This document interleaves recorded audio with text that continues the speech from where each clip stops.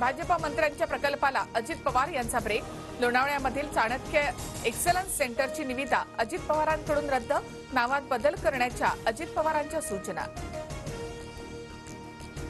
नागपूरमधील लाहोरी बारच्या मालकाची संजय राऊतांच्या विरोधामध्ये तक्रार। नागपूर अपघात प्रकरणामध्ये राऊतांकडून संकेत बावनकुळेसह तिघांवर लाहोरी बारमध्ये बीफ कटलेट खाल्ल्याचा आरोप।